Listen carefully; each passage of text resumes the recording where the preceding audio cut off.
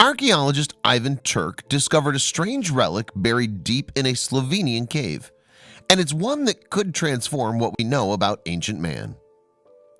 In a cave high above Slovenia's Idrijca River, archaeologists sift through the relics of a culture that lived tens of thousands of years ago.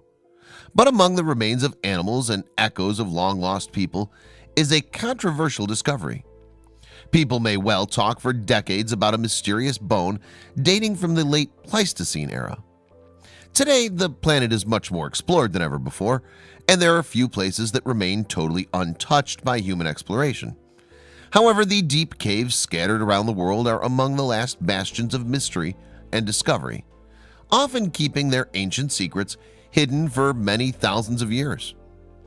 Perhaps some of the most famous caves are those in Lascaux, France, where a series of incredible paintings dating back some 17,000 years were discovered in 1940. Elsewhere in the West Bank, a complex of chambers in the limestone cliffs of Qumran were found to be concealing one of the most significant archaeological discoveries of the 20th century, the Dead Sea Scrolls. But for every famous cave complex that yields headline-grabbing artifacts, there are many lesser-known locations with an equally fascinating history. Just one of these is the Divje, a karst cavern close to the small town of Cerkno in Slovenia. Sitting some 750 feet above the Idrijca Valley, it's been the source of some fascinating discoveries over the years. Beginning in 1978, Slovenian archaeologist Mitja Brodar started excavations at the cave. Consequently, he stepped down after 8 years. Ivan Turk and Janez Držić dug the site again, working there from 1989 until 1995. During that time, they penetrated 26 layers of sediment to a depth of almost 40 feet. One of the most interesting finds recovered by Divje over the years is a bone point thought to date from the Arujnation period, a time during the Upper Paleolithic associated with the development of art and refined tools. Because of the marked increase in sophistication evident during this era, some have come to refer to Aurignacians as Europe's first modern people. Amazingly, the Aurignacian bone point is estimated to be some 35,000 years old.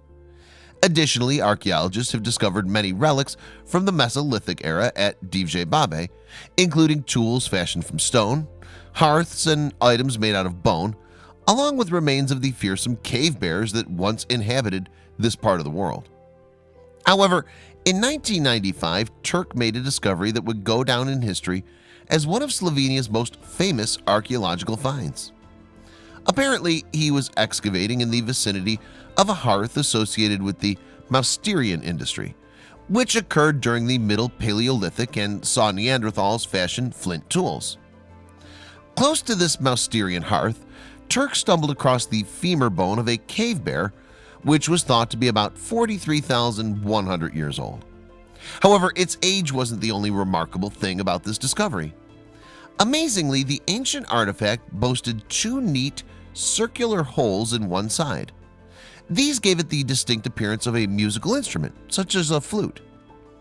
Actually, a fragment of a larger bone, the find, dubbed the Divje flute, is fractured at either end. Thought to be the main section of the creature's left femur, it's just over 5 inches in length. Meanwhile, the holes measure at 0.38 inches and 0.35 inches in diameter. And at 1.38 inches apart, some believe that the alignment was intentionally designed to fit a human hand. Moreover, each end of the bone appears to show traces of further perforations, meaning that at one time the piece may have boasted multiple holes. But is the Divje artifact really a primitive instrument created by Neanderthals? Over the years, supporters and challengers of this conclusion have put forward many theories. If the artifact is a type of flute, it would be the oldest musical instrument ever discovered. However, some researchers have suggested that the holes might have been created by carnivores rather than deliberately carved.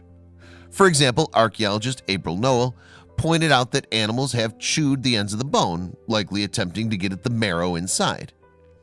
The holes could simply have been perforated in the process by pointed canine teeth or carnassial teeth, and their roundness could be due to natural damage after the bone was abandoned, Noel explained in a 1998 interview with the journal California Wild. The presence of marrow suggests that no one had bothered to hollow out the bone as if to create an end-blown flute. Moreover, a 2015 study by Cajus D. Dietrich from the Independent Geosciences Research Institute, Paleologic, backed up Noel's suspicions. These are not instruments nor human-made, but products of the most important cave bear scavengers of Europe, hyenas, he wrote. However, there are some who disagree and insist that there's evidence to suggest that the artifact really is man-made. For example, musicologist Bob Fink analyzed the bone and came to an interesting conclusion. He claimed that the 4 holes appeared to represent a definite musical scale, and that alignment would be unlikely to have happened by chance. In his 1997 essay, Early Music, Fink stated that the holes were consistent with 4 holes of the diatonic scale. However, Noel and her colleague Philip Chase have claimed that the bone is too short to represent this scale. Nevertheless, at least one musician, Lubin Dimkarowski, has played a replica of the instrument with some success. Adding to the confusion, it's not clear when the holes themselves were made. Although the bone is thought to date back to the time of the Neanderthals, alterations could have been added later. In fact, the entire artifact could be little more than a modern hoax. Additionally, there are some who disagree with the claim that the artifact is Neanderthal in origin. Instead, the first archaeologist at the dig, Brodar, believes that the bone is similar to those found elsewhere in Slovenia, generally associated with early modern humans. Therefore, he theorized that Cro-Magnon man, rather than his more primitive ancestor, could have created the flute. Despite disagreement over the origins of the Divje artifact, it takes pride in the place of National Museum of Slovenia, where it's labeled as Neanderthal flute. Additionally, the Divje Archaeological Park's website waxes lyrical about its provenance. The oldest musical instrument in the world, the website proclaims the piece. Whatever the origin of the Divje artifact, its discovery has had a major impact on Slovenian society. Today there are paintings and TV spots themed around the object, as well as performances by musicians featuring replicas. But will we ever find out the real story behind this strange discovery? Only time will tell.